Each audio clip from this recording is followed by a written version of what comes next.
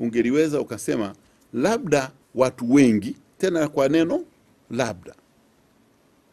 Kwa sababu ikiwa watu 16,000 ndio wamekwambia serikali tatu na 8,700 na 600 na zaidi wametoka mkoa mmoja na 7,000 wametoka sehemu nyingine iliyobaki, uwezi ukatumia hesabu hiyo kuambia Watanzania watu wengi wa Tanzania wanataka serikali tatu. Nadhani kulikuwa kuna mapungufu katika tume yenyewe ya ukusanyaji maoni.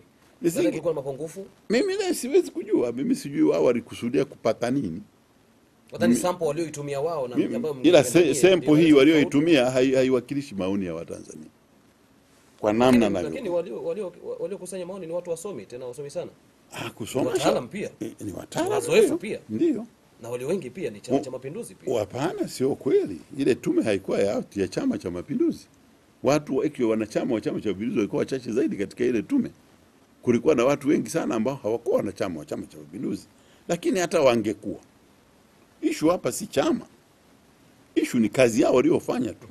Sisi hatujadili vyama vyao. Sisi tunajadili hoja waliotuletea. Nitakueleza maoni yangu baadaye zaidi kuliko hayo. Lakini hiyo inatia shaka. Unaposema watu wengi wa Tanzania wanataka serikali tatu, unauliza umepata wapi ushahidi huo? Kwa takwimu hizi hazikupi ushahidi hata kidogo. Ndio, hazikupi ushahidi. Unafikiri kulikuwa kuna haja ya tume irejee tena kazini au kuundwa kwa tume nyingine? Wala hakuna, kujadili haya, wala hakuna haja. Hapa na pale. Kwanza hakuna haja ya kurudia. Kwa sababu unasema tunachosema wananchi wameongea. Wengine wametaka serikali tatu. Wengine wamepata 2. Wengine wamesema wanataka 1. Wengine wanasema wanataka mkataba. Sasa haya mawazo ya tatu ni mawazo ya tume. Tume baada ya kusikiliza wa mkataba, imesikiliza wa 1, imesikiliza wa 2. Mwisho wa yote tume sasa katika kuratibu ndio ikachagua aina ya mfumo. Sio wananchi. Mamlaka hiyo kisheria. Sasa bila kuwa na mamlaka wangefanyaje? Wao ilikuwa lazima walete mapendekezo wanavyoona wao baada ya kusikiliza. Kwa sasa ni mawazo ya tume na sio mawazo ya wananchi. Mimi nasema haya ni mawazo ya tume, sio mawazo ya wananchi, kwa sababu takwimu hizi hazionyeshi uwakilishi wa wananchi. Kwa nadhani haya ni mawazo ya tume. Wala si walaumu tume kwa kuwa na mawazo. Maana na wao wana akili, wangetakiwa kuwa na mawazo, hakuna tatizo kuwaza. Sasa ninachotaka kusema ni kwamba bunge maalum sasa kwa mujibu wa sheria limepewa mamlaka ya kujadili hii rasimu hii ya tume. Baraza lile limepewa. Tena nikusomee kidogo kwa sababu hata rasimu yenyewe mwisho wa utangulizi wa rasimu ukianza pale wanaposema sisi wananchi wa Jamhuri ya Muungano tumeamua kuandika katiba mpya, lakini mwisho inasema hivyo basi katiba hii ya Jamhuri ya Muungano wa Tanzania iliyopendekezwa na bunge maalum la katiba, narudia, iliyopendekezwa na bunge maalum la katiba na sisi wananchi wa Jamhuri ya Muungano wa Tanzania kupitia kura ya maoni kwa madhumuni ya kujenga jamii kama hiyo iliyoelezwa hapo juu. Sasa hii nakusomea ili ujue. Bunge la katiba ndilo kwa mujibu wa sheria lina mamlaka ya kuandika katiba inayopendekezwa na inapendekezwa kwa wananchi.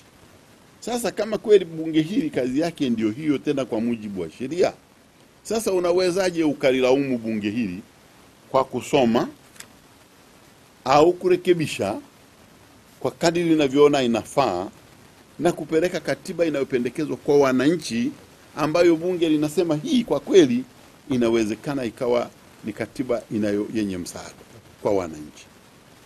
Utalilaumu vipi? Maana na tume na ilikusanya maoni. Nadhani haya yanaweza kuwa ni makosa ya kiuandishi. Hakuna vipengele hivyo ambavyo vinaonekana kutofautiana. Hakuna kosa kinasema hiki, cha mwisho kinasema hiki. Hakuna kosa lolote la uandishi. Nachokuambia ni kwamba tume baada ya kusikiliza mkataba, serikali moja, mbili, tatu. Tume ikachagua na wameeleza wenyewe tume, wanasema wamechagua kwa sababu wanadhani muungano huu wa miaka 50 umekuwa na kero ambazo wanadhani kero hizo haziwezi kumalizwa bila kubadili mfumo. Lakini kuna kipengele kingine kwamba wananchi ndio wanaosema hayo ambao wamehojiwa wakasema 3, wakasema 2, wakasema mkataba, wakasema 1. Sasa unasema wananchi wamesema, mimi nakuuliza wapi? Wa 1, maana wao ni wananchi, sio wanahewa wale. Ni wananchi. Wa 2 nao ni wananchi. Wa mkataba nao ni wananchi. Na wa 3 ni wananchi. Kwa hiyo kama tume iliona 3 ndio jibu, bunge linaweza na lenyewe likaona jibu la tume si sahihi, kwa hiyo likachukua laini tofauti. Lakini waamuzi wa mwisho watakuwa ni wananchi watakaokwenda kwenye vituo vya kupigia kura hatima yake. Tutazame katika pia haya ambayo yamepata kujitokeza katika bunge hili maalum la katiba kabla kuahirishwa kwake. Pia kuhusu swala zima la ukiukwaji wa mawazo ya wananchi. Haya sasa mawazo yao kwamba wanataka hivi, lakini kama wengine sehemu hii ikiwemo chama chako ambacho kinasema ndio tunasikia hapa na kameleta mkutano mkubwa sana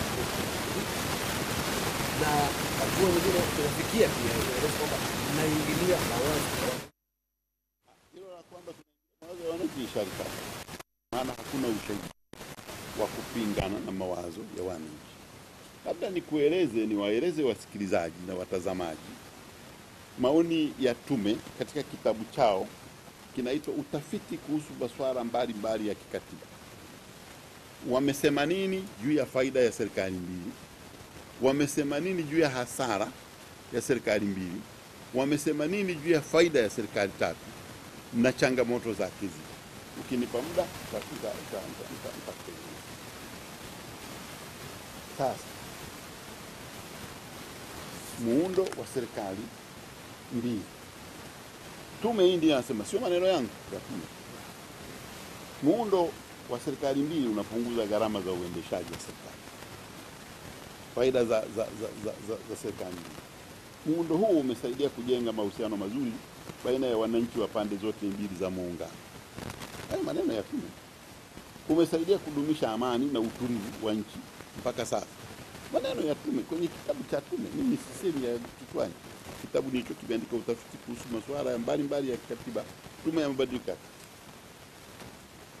Muundo wa faida za serikali mbili. Hizo ni faida za serikali. Faida za serikali 3 ni zipi? Faida za serikali 3 nazo ziko. Faida za serikali 3 nitakusomea hapa. Na karatasi yangu moja inaonekana kama ina matatizo. Lakini wanasema muundo wa serikali 3 unaweza ukakuza hisia, changamoto hizo.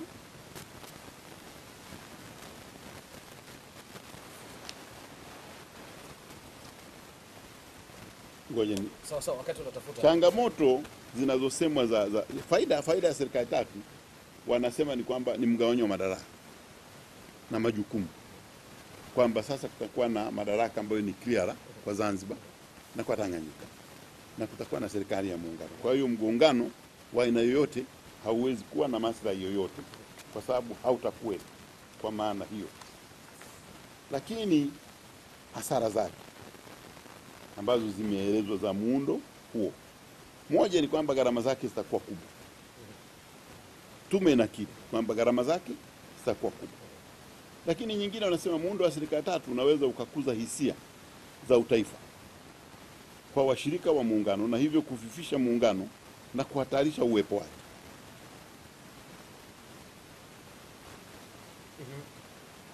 Muundo huu unaweza ukaleta misuguano, wanaita paralysis and deadlocks in decision making, katika kufanya maamuzi.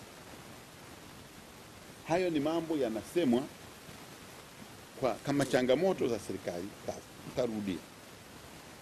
Nitarudia. Muundo huu unaweza kudumisha muungano kufikisha hizo ni za mbili nimeshazieleza. Sasa kabla kuendelea zaidi, nafikiri tupate mapumziko mafupi, alafu kisha turejee ili kuweza kuendelea na yale ambayo yanatokanayo na kile yale yaliyotokana na kikao cha awamu ya kwanza ya bunge maalum la katiba. Tupate mapumziko mafupi kisha tutaweza kuendelea. Karibu na haya ni matangazo ya moja kwa moja unayotazama na pia unasikiliza kupitia TBC Taifa, na tunatazama kuhusu yale yaliyopata kujiri katika awamu ya kwanza ya bunge maalum la katiba ambalo limeahirishwa wiki iliyopita kupisha kuendelea kwa vikao vya bunge la bajeti. Kisha baadaye bunge hili maalum litarejea tarehe 5 ya mwezi wa 8, na niko hapa na Mheshimiwa Stephen Wasira, waziri wa nchi katika ofisi ya Rais, mahusiano na uratibu, katika kutazama yale yaliyojitokeza katika bunge hili maalum la katiba na nini mwelekeo sasa. Mheshimiwa Wasira, kabla ya kuelekea kupata mapumziko haya, ulikuwa umeeleza kuhusu zile faida za serikali mbili kwa mujibu wa maoni ya tume yenyewe. Na sasa kwa maoni hayo ya tume, nini faida za kuwa na serikali tatu au hasara za kuwa na serikali tatu kwa mujibu wa maoni ya tume? Kwa mujibu wa utafiti wa tume na kwa kitabu hiki ambacho kazi yake ilikuwa ni kueleza utafiti wao, wanasema baadhi ya kumekuwepo na malalamiko kwanza, ambayo ndio msingi wao wa kuanzisha mfumo wa kwa kupendekeza mfumo wa serikali tatu, na mambo ya muungano kwamba yameongezeka. Kumekuwa na manunguniko kuwa muundo huu wa muungano umepoteza utambulisho wa kihistoria wa maeneo husika, na wananchi wa Tanzania bara kutokuwa na haki ya kumiliki ardhi Zanzibar. Hayo ndio mambo ambayo wameyasema kuwa ndio matatizo. Sasa wanasema sifa za muundo huo wa serikali tatu: muundo una serikali ya muungano na serikali ya washirika wa muungano, ni mfumo unaoeleweka. Anasema ugawanyaji wa madaraka, mfumo huu unawezesha washirika muungano wabaki na utambulisho wao. Mfumo huu unawezesha kila upande wa muungano kuendesha mambo yake, na muundo huo unaweza ukaleta ushindani wa kimaendeleo baina ya washirika na hivyo kusaidia kukuza maendeleo. Faida zake. Sasa changamoto zake au hasara zake. Hasara. Muundo huu unaweza ukawa na gharama kubwa za uendeshaji wa shughuli za umma. Muundo huu unaweza kuibua tatizo la uchangiaji gharama na uendeshaji wa muungano baina ya washirika. Yaani washirika wanaweza wakasita kuchangia. Muundo huu unaweza ukasababisha uwepo wa sera zinazotofautiana au kukinzana juu ya masuala ya msingi ya nchi, na hivyo kuleta mgogoro kati ya washirika wa muungano au baina ya washirika wa muungano na serikali ya muungano. Nyingine ni kwamba kuna uwezekano mkubwa kwa muundo huu kuleta tofauti za kimaendeleo baina ya pande mbili za muungano, kutokana na uwezekano wa kuwa na sera na mipango tofauti. Uwezekano wa kuwa na tofauti kubwa za kiitikadi na utendaji unaweza kuchangia hali hiyo. Hayo ndio masuala yanayoelezwa na kitabu hicho cha utafiti. Muundo wa serikali tatu unaweza ukakuza hisia za utaifa kwa washirika wa muungano na hivyo kufifisha muungano na kuhatarisha uwepo wake. Kitabu chenyewe kinasema mawazo yako mwenyewe unasema. Hapana, mimi nasoma kitabu hiki hapa. Tume ya mabadiliko ya katiba, utafiti kuhusu masuala ya katiba. Muundo huu unaweza ukaleta misuguano. Tena wameandika kwa Kiingereza paralysis and deadlocks in decision making, katika kufanya uamuzi juu ya masuala magumu ya kitaifa. Changamoto au hasara za mfumo. Sasa nakuuliza Gabriel, wewe ungelikuwa mbunge wa bunge maalum, haya ndio yaliyosemwa na tume. Lakini tume baada ya kusema haya inapendekeza mfumo wa serikali tatu. Sasa ungekuwa na mashaka, ungelaumiwa na nani? Ukiwa na mashaka na mfumo wenye gharama hizi, kwamba sasa kulikuwa na huku kuna faida za serikali mbili na hasara zake, lakini faida yake moja ni kwamba watu hao wameingiliana kabisa. Wa bara wanaenda Zanzibar freely, wa Zanzibar wanakuja, na sasa hivi ninavyoongea na wewe kuna watu 700,000 wa Zanzibar wanaishi bara na wanajiona ni Watanzania wako nyumbani. Na kwa sababu hiyo kuna biashara bila vikwazo kati ya Zanzibar na bara. Sasa ukiwa na matatizo, bana, hakuna muungano usiokuwa na matatizo, haupo. Lakini angalau huwa serikali mbili tumeujaribu kwa miaka 50 na matatizo yake tunayajua. Sasa mimi nachosema ni kwamba ukikuta watu wako Dodoma wanasema sisi tunataka serikali mbili, na sababu walizopewa za hasara ni hizi, utawalaumu kwa jambo gani? Hata kama wangekuwa wanachama wa CCM au wanachama wa chama chochote. Maana huu CCM huu unasisitizwa sana. Lakini nikuambie, hata wale jamaa zangu ambao si wa CCM nao wana misimamo yao. CUF msimamo wao ni mkataba, wala sio serikali tatu. Lakini katika haya pia pamoja na haya yote ambayo umeeleza katika kitabu hicho, lakini pia katika kile kitabu kuhusu maoni, sasa ni kwa nini wakati mwingine kumeonekana kwamba kuna mgongano wa kimawazo na ile hali ukweli unaelezwa katika vitabu hivyo? Lakini pia kuna kitu ambacho hamuelezi nyie katika tume hiyo, na hata katika maoni kwamba tunapendelea hiki na hiki. Kuna zile tume ambazo zimetajwa na tume na kitabu hiki cha tume. Tume zilizopita kama za kina Francis Nyalali kwamba ziliwahi kupendekeza sawa. Kuna haja tuwe na serikali tatu. Hiyo swali zuri. Labda nikupe kidogo tujue ya Nyalali. Tume ya Nyalali ilihoji watu 3000 waliojitokeza huko Zanzibar wakati ule. Kati ya hao 4 tu walizungumzia jambo la kuwa na serikali tatu. 4 watu. 4. Kati ya watu 3000. Ndio. Ambayo ni 0.13. Ndio waliopendekeza kuwepo kwa mfumo wa serikali tatu. Na kati ya wananchi 32,275 kutoka bara waliotoa maoni yao kwa tume ni 45 tu, watu 45 au 0.13 ndio walipendekeza mfumo wa serikali tatu. Kwa sababu hiyo hata tume ya Nyalali kupendekeza serikali tatu hayakuwa maoni ya wananchi, yalikuwa ya tume. Unadhani kuna haja ya kwamba kuendelea kutumia tume hizi katika kutafuta maoni haya ya wananchi, kama tayari uzoefu mnao? Tume ya Nyalali hiyo kama unavyoeleza ilikuwaje? Sasa kuna tume nyingine ambayo imeundwa na imekuja na majibu haya. Kulikuwa kuna haja ya kuendelea zaidi kujadili maoni haya ambayo nyewe wenyewe hamuyaamini. Hamuyaamini tume? Sasa wewe unasema huamini mambo ya tume. Mimi sijasema siamini tume. Mimi nakueleza tume ilicholeta. Sijasema kwa mimi siamini tume. Ila na mimi nakwambia hizi ndizo findings za tume. Kwa ninachojaribu kusisitiza hapa ni kwamba Nyalali alipopata maoni haya, yeye kama msomi wa sheria akasema pamoja na maoni haya lakini bado anaamini serikali tatu ni jibu. Na hisi jambo la ajabu. Nyalali vile vile alikuwa ametumwa kupendekeza kama nchi iwe na vyama vingi au chama kimoja. Alileta maoni kwamba 80% wanaunga mkono chama kimoja na 20% wanaunga mkono vyama vingi. Wakati ule tulikuwa katika mfumo wa chama kimoja, na CCM ikakutana ikasema pamoja na kwamba waliotaka vyama vingi ni 20%, sisi tunadhani wakati sasa umefika wa kwenda kwenye vyama vingi. Sasa hapa kwenye swala la serikali tatu, tofauti za idadi ya watu waliosema tatu na wale waliosema 2 ni ndogo sana. Kwa hiyo kusema kwamba ukichagua 2 na kuwa dhambi wakati tulitumia 20% kuamua mfumo wa vyama vingi, sidhani kama ni sahihi.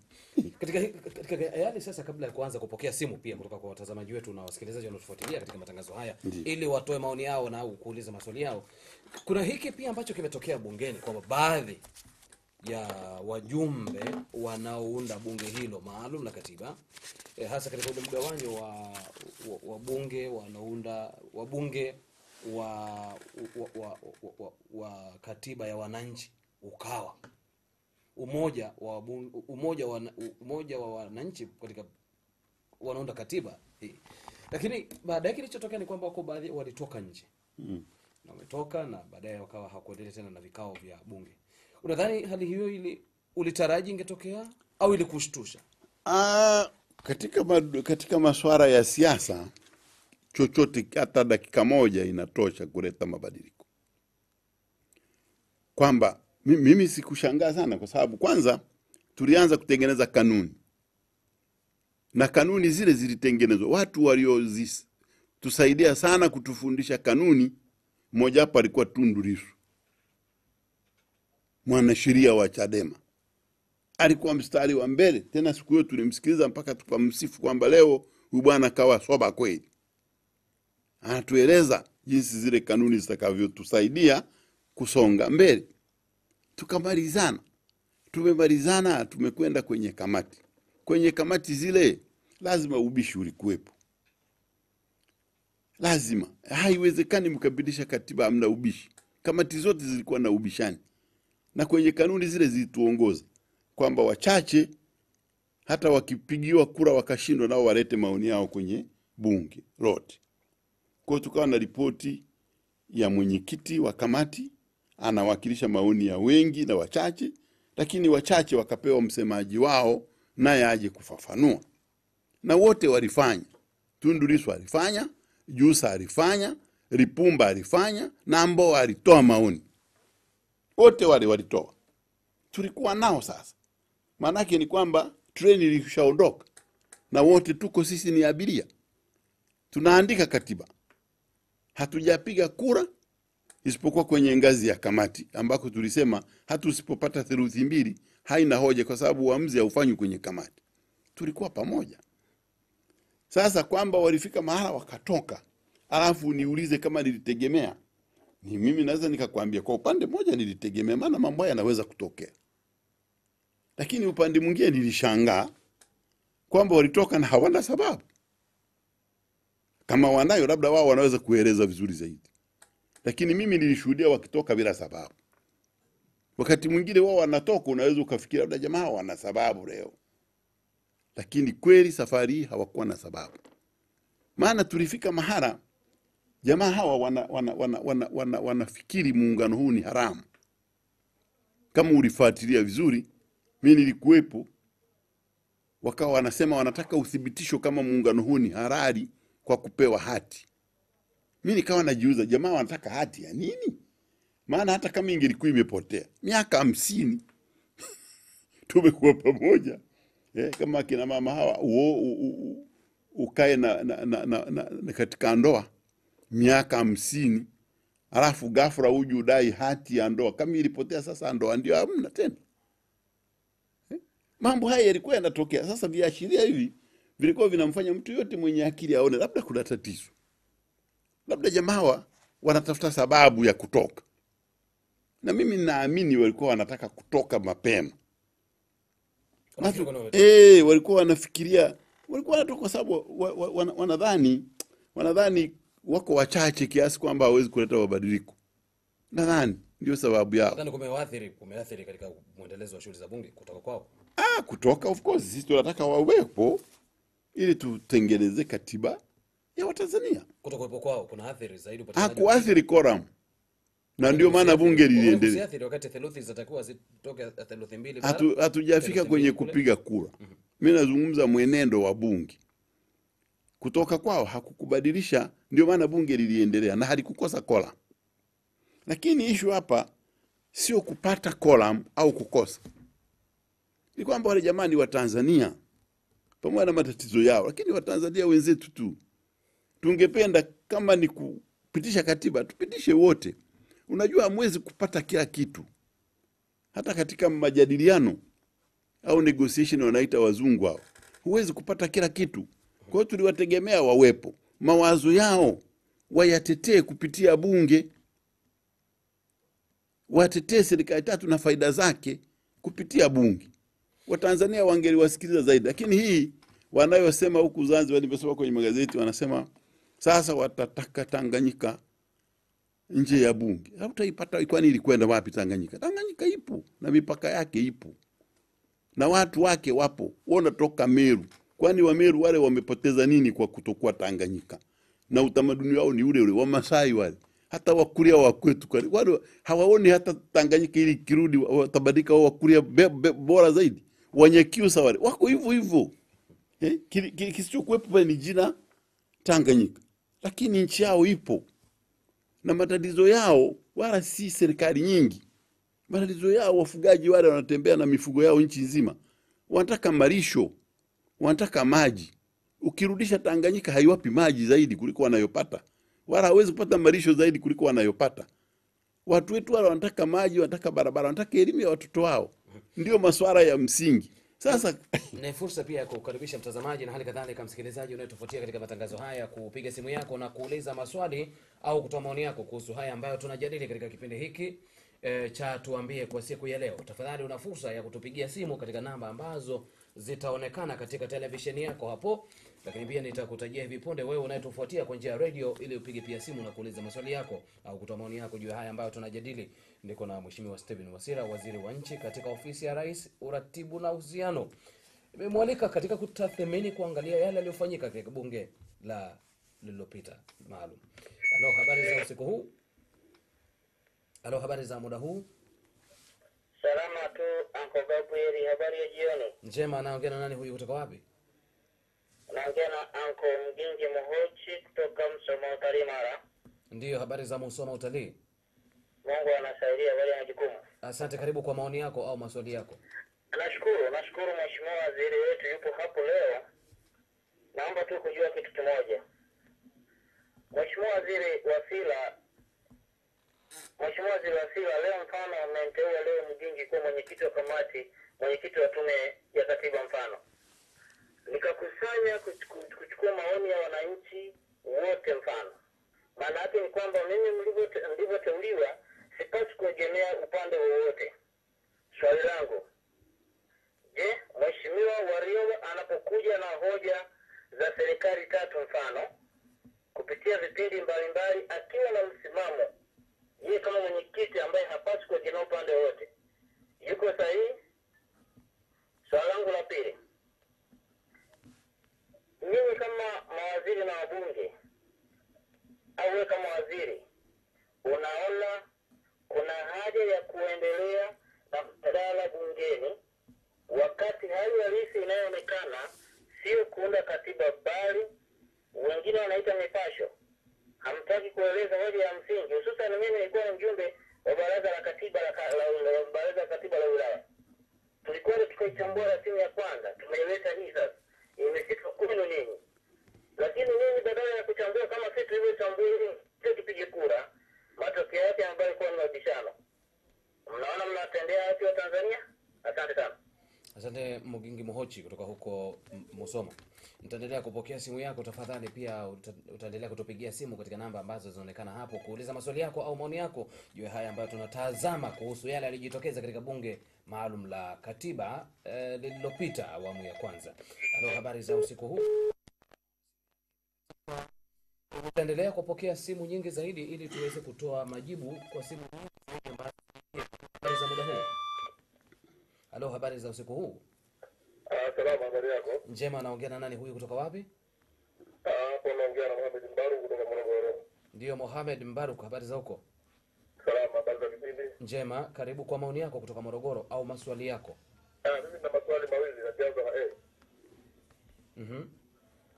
Ningeomba Mheshimiwa Waziri anielezee ni kwa nini serikali ilitumia hela za walipa kodi nyingi tu wakaandaa tume iliyochini Jaji Warioba kwenda kukusanya maoni ya wananchi, yakaletwa katika bunge.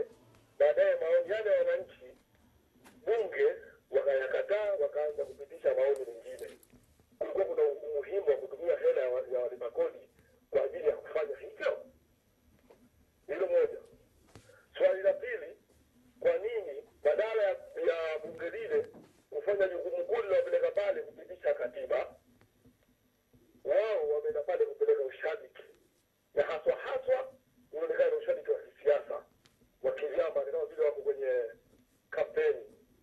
Wamesahau muhimili mkubwa na lengo kumbe ni kupitisha katiba.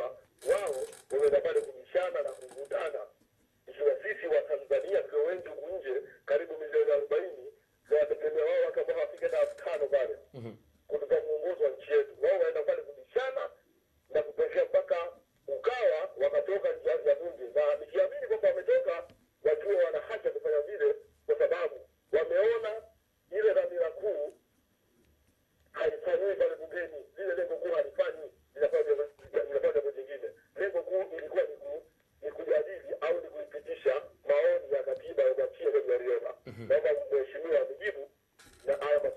nikutendeni. Sawa sawa, asante sana bwana Mohamed. Nitapokea simu moja, tuanze kutoa majibu ya simu hizi tunazopokea. Nitapokea simu moja kabla ya kwanza kutoa majibu ya simu hizi na maoni pia ya simu hizi tunazopokea. Halo, habari za usiku huu?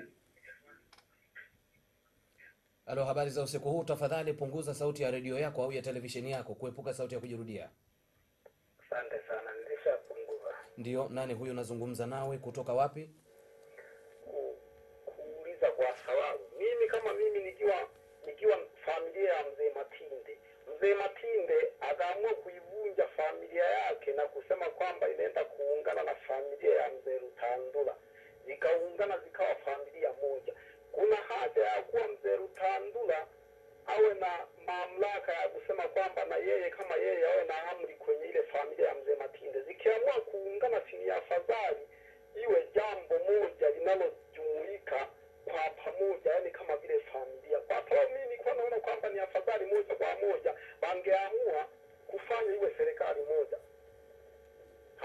Hakukuwa na sababu ya kusema kwamba kuwe na serikali 2, 3, 4 ngapi. Tanganyika inapoteza haki yake kwa sababu inapoteza haki yake kwa sababu kwanza, Tanganyika kama Tanganyika ilivunjika kwa malengo ya kwamba kumeungana Zanzibar na Tanganyika tukazaa jina linaloitwa Tanzania. Sasa kama linazaliwa jina Tanzania, bali hapakuwa na sababu sasa ya kusema kwamba kuna serikali tatu za mbili. Kwa sababu ile Tanganyika imepotea wapi kwenye Tanzania? Hata mmoja kwenye Tanzania hata wangeamua kuchukua ile maoni ya serikali moja. Ingekuwa jambo la msingi sana, ndugu mtangazaji. Kwa hiyo hayo ndio maoni yako? Ndio. Basi bakubali tu maoni ya kwamba ziwe serikali mbili. Kwa nini Zanzibar kuna serikali, hapa Tanganyika hakuna serikali ya Tanganyika? Kwa hiyo hayo ndio maoni yako bwana Joseph, ama sivyo? Unanielewa ndugu mtangazaji? Nimekusikiliza kabisa. Nimekusikia kwa maoni yako pia. Asante, ngoja tutasikia maoni pia. Nakusikia vizuri kabisa, nimekusikia kwa maoni yako. Asante sana kwa maoni yako pia, nimekusikia vizuri.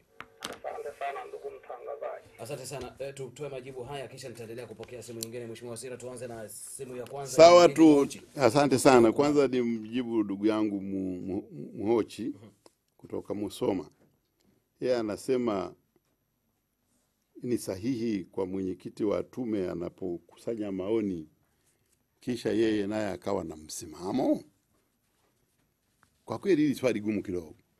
Sasa linahusu msimamo wa mtu.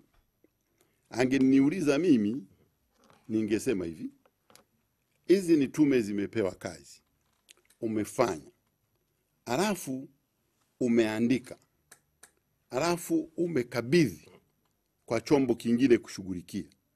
Nasema ningekuwa mimi ningesema kazi yangu imekwisha. Na kwa kweli kama ingekuwa mimi ni mshauri wa mwenyekiti wa tume, ningesema hata kazi ya tume imekwisha. Kwa hiyo tume ipumzike, iachie chombo kingine kijibu. Hiyo ndio maoni yangu katika jibu la bwana Muhochi la kwanza. Lakini kwamba tume inaendelea kuongea maoni yake, sasa mimi siwezi nikaifunga nikasema iko sawa au haiko sawa. Nasema kama ningekuwa mimi ningesema basi nimemaliza, siwezi tena kuendelea, kwa sababu jambo hili si langu binafsi, ni la nchi. Na nchi ni kama uende kwenye mahakama moja upeleke kesi alafu ihukumu, alafu yule hakimu tena wewe umekata rufani tena akufuate akwambia hapana, mimi nilihukumu vizuri. Mimi nadhani hiyo sio sawa. Kwa hiyo hilo moja. Lakini la pili la bwana Muhochi anasema kuna haja ya kuendelea kupata maoni ya katiba wakati mambo ni mipasho. Mimi nasema, na amesema kabisa kwamba yeye alikuwa mjumbe wa mabaraza ya katiba katika ngazi ya wilaya na kwamba wao walitoa maoni. Lakini nataka ndugu Muhochi ajue kwamba moja katika mambo yanayoleta mgogoro pale kwenye bunge ni kukosekana kwa maoni ya mabaraza. Hayo mabaraza ambayo yeye alikuwa mjumbe, tume haikuleta taarifa yalisema nini. Haipo. Ndio maana kuna kamgogoro kidogo. Anasema lakini tume, mabaraza yale yalisema, mbona hayapo katika ripoti ya tume? Ni moja katika matatizo. Lakini kwamba tuache kuendelea. Alafu nataka ndugu Muocha ajue, kwenye ngazi ya kamati si tumefanya kazi kama walivyofanya kwenye mabaraza ya kata. Isipokuwa tofauti kwamba kwenye kamati hayatangazwi.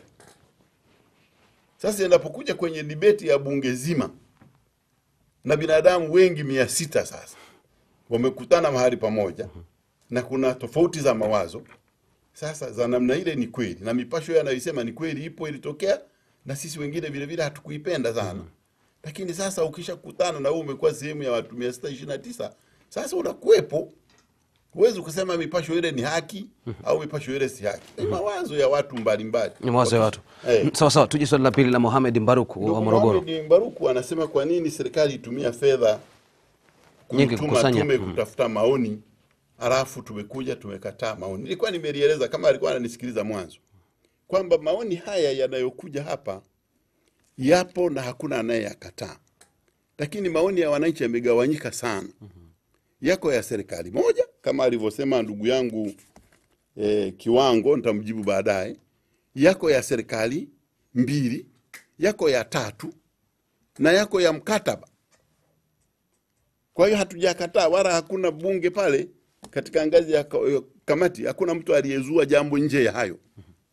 Kwa hiyo kusema tumekataa maoni ya wananchi nayo si kweli. Ila tunajadili maoni ya wananchi na kutazama ni mfumo gani unaweza ukafanya muungano wetu ukaendelea kudumu na wananchi wakaendelea kupata amani na utulivu wa nchi yao ili waweze kufanya maendeleo. Haya ndio masuala ya msingi tunayojadili pale. Kwa hiyo ndugu yangu Mohamed, wala si kweli kwamba tumekataa maoni, ila tunayajadili na tunatumia aina yote ya maoni katika kutafakari ni mfumo gani unaweza ukawasaidia wananchi. Elezea pia kuhusu ushabiki wa kivyama.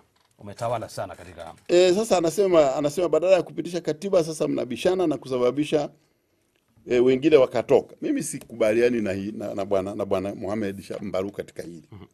Kutoka kula hakutokana na wao kama wanavyosema walitukana. Kwanza ndio walioanza kusema. Wao walitukana sana, labda kuliko hata wale wengine. Na kama Mohamed alikuwa anatusikiliza vizuri, tulimbishia Mheshimiwa Tundu Lissu wakati anamtukana Mwalimu Julius Nyerere, ambaye hayuko bunge, yuko kaburini. Na kwa mila na desturi za Afrika hutukani mtu amekufa. Lakini walifika kiasi hicho.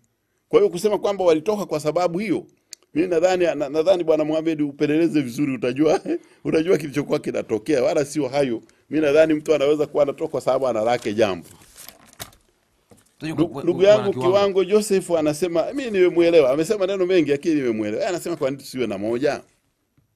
Tusiwe na serikali moja badala ya kuwa na serikali 2 au 3. Na alitumia mambo ya ukoo wake kueleza zaidi jambo hili.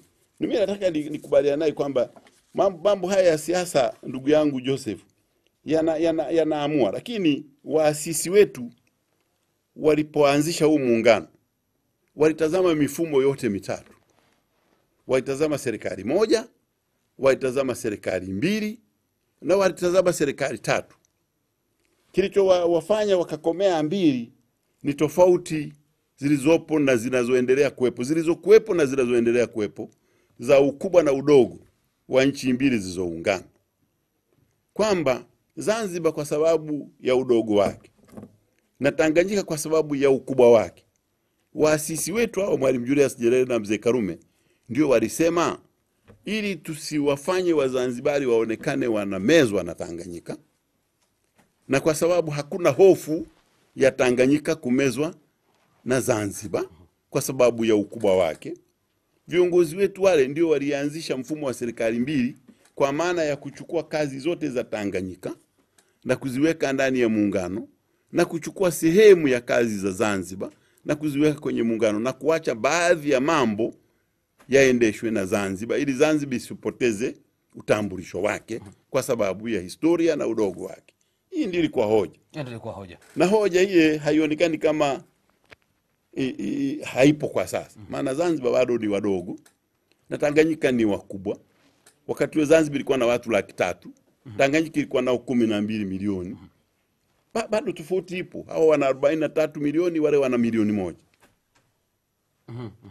Katika kumalizia mazungumzo yetu hapa na naambiwa pia muda wetu naona zaidi ya saa moja tulikuwepo hapa tayari umeshafika kumalizia mazungumzo yetu. Lakini sasa kutoka kwa baadhi ya wajumbe wanaounda bunge hili maalum la katiba, nadhani sasa kwamba na wasiporejea kunaweza kukaathiri upatikanaji wa katiba mpya endapo hawatorejea, kama ambavyo tayari wito watu wengi wamejaribu kuwasihi warejee, lakini bado hawajarejea bado.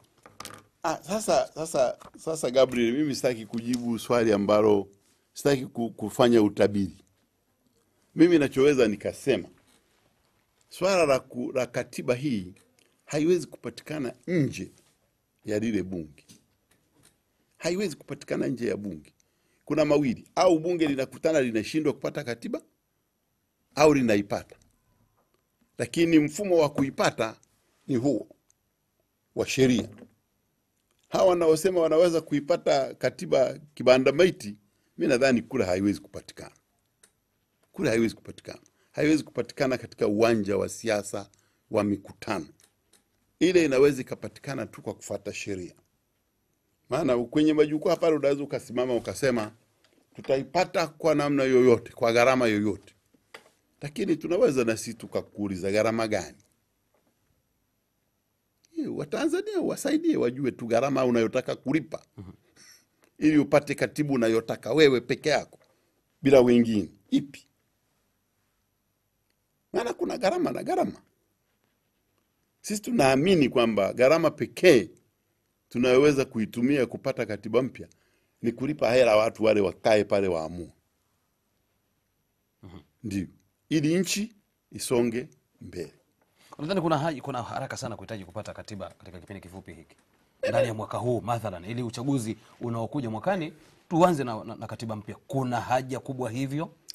Mimi kwa sababu ukishaanza jambo unatamani kulimaliza kwa wakati ule ule. Of course, kama huna sababu ya kutomaliza kwani umalize? Waswahili wanasema linalowezekana leo lisingoje kesho. Kama una sababu ya kushindwa kulimaliza, utaeleza tu kwamba jamani tulitegemea kitu tumeshindwa kulimaliza. Lakini kama huna sababu, unalimaliza. Tunakuja pale mwezi, tumeongezewa siku 60. Tunaanza tarehe 5 mwezi wa 8, tunamaliza tarehe 5 au 4 mwezi wa 10. Baada ya hapo, hatua ya mwisho ni kupiga kura ya maoni. Tume kama imejiandaa na kama tukipitisha ile rasimu, tume inaweza ikapigisha kura ya maoni miezi 1-2 inayofuata, tukapata katiba. Lakini katiba ile haiwezi kutekelezwa vipengele vyote. Ndio maana imewekwa kwenye sura ya 17 ya rasimu kwamba kuna kipindi cha mpito. Sasa kwa nini unasema tusiipate wakati mmoja anasema tumegharamia sana? Tumegharamia, sasa tuipate. Kumekuwa na baadhi ya watu wanasema kwamba ili swala linaharakishwa sana. No, sio kweli. Actually wakati mwingine walikuwa wanasema tunachelewesha sana. Na wanaosema tunaharakisha sana waliwahi kusema tunachelewesha sana. Unajua sisi ni binadamu na kila binadamu ana akili ni nywele, kila mtu ana zake. Kwa hiyo sio kweli. Katika kuhitimisha mazungumzo yetu hapa katika yale tuliyopata kufahamu hasa kuhusu yale yaliyojadiliwa na bunge maalum la katiba. Nini wito wako kwa ujumla katika kuhitimisha mazungumzo yetu hapa, na hususan ukizingatia pia kwamba bado baadhi ya wajumbe wanaendelea pia huko hawajarejea bungeni, wanaendelea kukutana na wananchi, wanawaeleza yale yaliyotokea na kadhalika na kadhalika. Unajua binadamu unaweza ukapata hasira alafu ukafanya maamuzi mabaya. Na mara nyingi mimi huwa nashauri kwamba ukipata hasira usifanye maamuzi makubwa. Yawe ya kwako au ya familia au na hasa ya nchi, ndio usifanye kabisa. Kwa hiyo inawezekana rafiki zetu pale labda baada ya kuona wameshindwa sana kwenye ngazi ya kamati wakahamaki. Wakaona namna nzuri ni kutoka. Maana walishindwa kila kamati kwa kweli. Sasa lakini mwisho wa yote uamuzi wa katiba hii utafanywa na walio wengi. Na ndipo sema walio wengi, Watanzania wasije wakafikiri walio wengi pale ni CCM. Sio kweli. Wale waliobaki pale ni wale kundi la 201 ambao wote si CCM. Sio. Na wako watu wa vyama vingine vile vidogo vidogo wako pale. sio CCM. Mimi kwenye kamati yangu CCM walikuwa chini ya nusu ya wajumbe wote 51 waliotakiwa kuhudhuria. Wako watu wa vyama vingine vile vile, wako na wengine hata vyama vyao hatuvijui, wametoka huko kwenye NGOs, wengine wametoka vyuo vikuu, wengine wametoka wapi, wametoka hadi ni wavuvi, wengine ni wakulima. Hawakuja pale kwa sifa za vyama, wamekuja pale kwa sifa. Kwa hiyo tuko wengi pale. Hata kuna maaskofu pale, kuna mashehe, sisi hatujui vyama vyao, wote wako. Hata rafiki yangu Lipumba alipohamaki akatuita sisi Interahamwe, alikuwa anatukana watu ambao hawana kosa naye.